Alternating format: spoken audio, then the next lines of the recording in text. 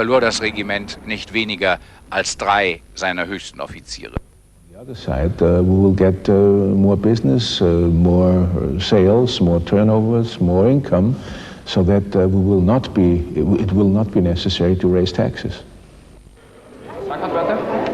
Despite fears of a possible loss of sovereignty and some anxiety over jobs if membership does go ahead, here in the Viennese coffee shops, the government's arguments appear to be winning through. I believe it will be good for Austria, in general, for opening up borders and for free trade.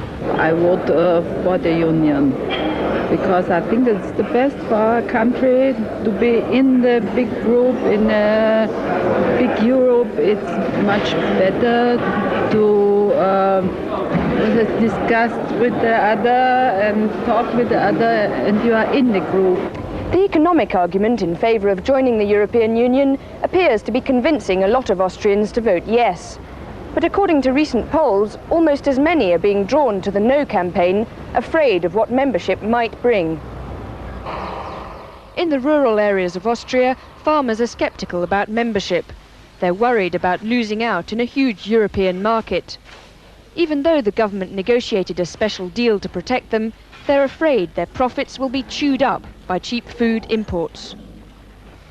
This farmer said his biggest fear was to lose control of his farming to the bureaucrats in Brussels.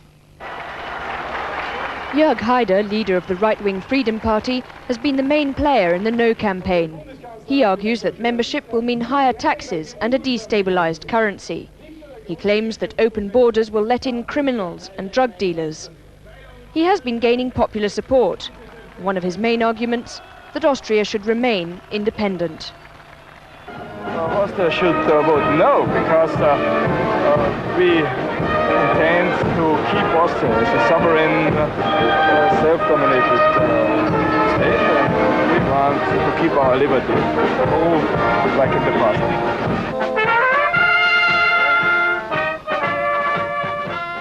His message has been striking chords with voters who are worried about a leap into the unknown. These men say that Austria is doing fine as it is and doesn't need to be part of the Union. It's better we go our way. We want ourselves. I'm against this united Europe, because I'm no friend of centralismus. And the Greens too want to stay out. They're afraid that membership will be damaging to the environment. They say opening up borders will mean even more trucks thundering along Austria's roads. In the last few days, opinion polls have shown the no campaign gaining momentum, and the vote is likely to be very tight. The outcome will be watched closely by the 3 Scandinavian countries who've yet to decide on EU membership. To win, the government will need to have convinced the undecided that by joining the European Union, Austria will not become a puppet controlled by Brussels. Lauren Taylor, ITN, Salzburg. Forces loyal to the mainly Muslim Bosnian army and their Serb adversaries have been trying to comply with the new ceasefire, according to UN peacekeepers in the capital Sarajevo. Most fighting across the country has died down. Both sides have been meeting to discuss an exchange of prisoners in the presence of a Red Cross mediator at Sarajevo airport. Many of the wrecked and empty buildings in the capital stand silent. Numerous earlier agreements have failed, and a local truce here has stayed more or less intact since mid-February. Bosnian soldiers still patrol parts of the front line, and outside the city there were reports of Bosnian army patrols firing mortar rounds on Serb positions. There was no word of casualties. Washington society is preparing for one of its main events of the year, President Clinton's first official state dinner. His guests are Emperor Akihito of Japan and Empress Michiko. As well as their ceremonial duties, they'll be visiting some of the ethnic Japanese who now live in the United States. Andrew Moore reports on the beginning of their trip in Atlanta, in the southern state of Georgia. The Empress Michiko signed the Book of Condolence, sitting alongside her husband at the Martin Luther King Center in Atlanta. The city is the home of the 3rd largest Japanese community in the United States, and the imperial couple made it their first stop. Dr. King's widow Coretta described what the visit meant. To have Your Majesties come is really very, very meaningful to us, and we shall never forget it. Outside, the Emperor and Empress paid their official respects and laid a wreath in commemoration. They were at pains to make this part of the visit as ceremonial as possible. The Imperial Party turned down the opportunity to express their views on the Korean crisis. The highlight of the trip is an outdoor dinner in the White House Rose Garden as guests of President Clinton on Monday. Former President Carter and his wife Rosalynn, who are now retired in Georgia, hosted a lunch for the Emperor and his wife and other dignitaries. Authorities in South Africa have managed to contain one of the worst prison riots in the country's history. But 87 prisoners from the jail near Johannesburg are still on the run, as Glenn Thomas now reports. Government officials in South Africa have called for a calm as they face up to one of the biggest series of prison riots in the country's history. 3 people have been killed in the unrest, which led to 104 criminals breaking free from the perimeters of one jail. Many of those on the run from the Modderby prison east of Johannesburg include rapists and murderers. The riots began on Thursday and spread across 10 prisons. Many wardens were left unprepared to cope with the eruptions, and it took authorities 2 days to contain the riots. I was in the single cell, we were busy watching a video. Yes. And we heard one hell of a noise and we went outside. Yeah. People they grabbed the keys from the warders. Yes. And they started assaulting the warders and they were hitting them with grabber and anything that they could get out of. So far, 16 prisoners have been rearrested. 87 are still on the run. 1 prisoner was shot dead. Under the visions of a new South Africa, the government is looking for the need for an amnesty. It is this review which led to unease in the cells and finally sparked the riots. The damage will run into millions. The government has already declared new measures to cope with the immediate crisis.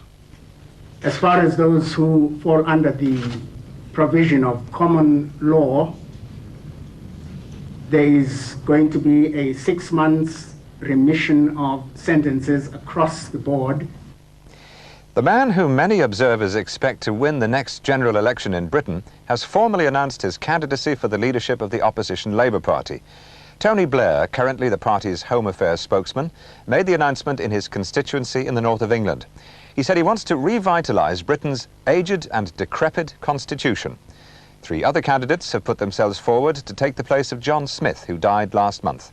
Michael Brunson reports from Trimdon in the northern county of Durham. Most MPs, out of necessity, have a home in their constituency, but Tony Blair's at Trimdon Colliery in County Durham represents to him something rather special. So does the local Labour Club, which is why he chose it as the setting today for his announcement. It all represents, he says, the importance of the way communities, or society as a whole, can support individual enterprise and ambition. Today, local people here, well, most of them anyway, certainly turned out to support him. We're here to welcome the future Prime Minister. He promised a radical, reforming government. A government based on a Labour Party, driven by change, and strong enough to defeat this decaying, obsolete Tory philosophy, not just for a parliament, but for a generation. By now, the atmosphere was akin to a revivalist religious meeting. From the floor came spontaneous support. I think Tony's just what our party needs, and I really think he's just what the country needs, and I think he's going to go all the way. So, the Labour leadership race is well and truly on. Tony Blair, the clear front runner, but with almost 6 weeks ahead, during which he must flesh out the slogans like economic efficiency and social justice, which made up his announcement today. The people of the United Kingdom have been celebrating the official birthday of Queen Elizabeth. The principal piece of pageantry was trooping the colour on London's Horse Guard Parade, a ceremony that dates back to the 18th century. Ironically, the battalion that was on parade is due to be disbanded after a review of the defence budget. But it's also the day the Queen bestows honours on people from all walks of British life for their contributions to society. This year, the list included a former international footballer, the hero of soccer fans the world over. Heading the list of honours, one of Britain's greatest ever footballers. The former England and Manchester United striker Bobby Charlton now becomes Sir Bobby. I think it's the nicest thing that's ever happened to me, really. like I say, you know, football's in your own hands, but when the country pats you on the back and says, you know, you've done all right, and it makes you feel pretty humble, really. Others from the sporting world being honoured include the former West Indies cricket captain Viv Richards, who gets the OBE, as well as the boxer Barry McGuigan and Scottish football star Ali McCoist, who are both awarded the MBE. For his work helping feed the people of Bosnia, the aid worker Larry Hollingworth is awarded the CBE.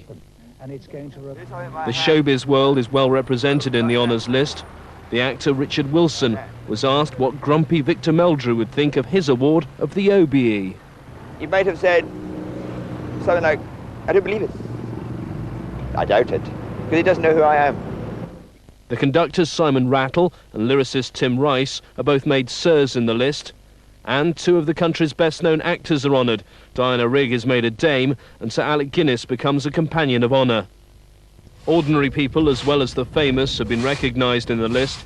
Road sweeper Philip Mitchell, who's been keeping the streets of the village of Easebourne in Sussex clean for the past 28 years, is awarded the MBE. And the headlines again. International pressure on North Korea over its nuclear program is growing. America and Japan have joined South Korea in a call for full sanctions, and a UN resolution looks more and more likely. Evidence is emerging of another massacre in Rwanda. As many as 170 Tutsis are feared to have been murdered by Hutu gunmen. They were taken out of a religious compound while helpless overseas missionaries looked on. And the closing rallies in the European parliamentary elections have been held in the 8 countries voting tomorrow.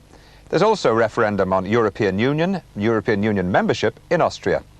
And that's the RTN World News. From me, Dennis Toohey, and all the team here in London, goodbye.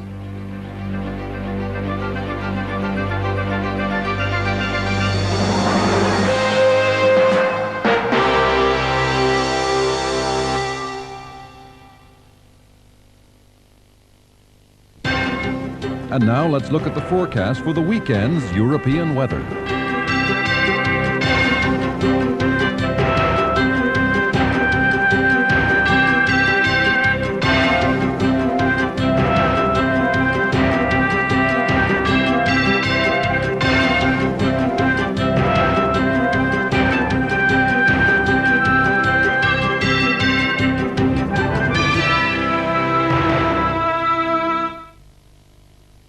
Our exciting adventure documentary series, Ushuaia, is coming up right after the break.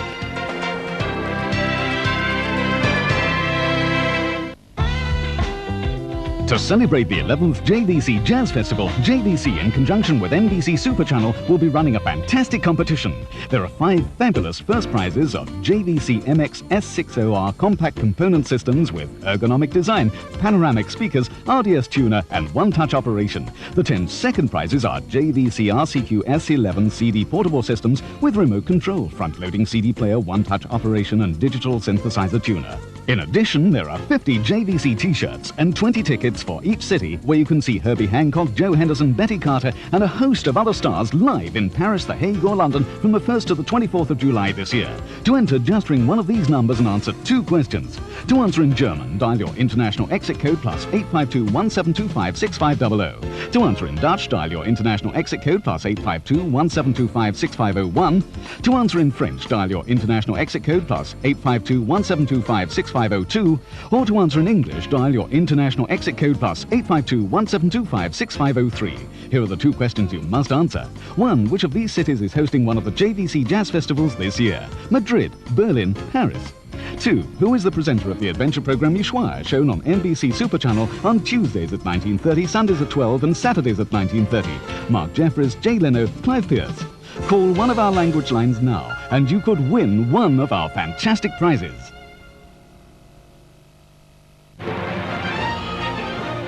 You're watching NBC Super Channel.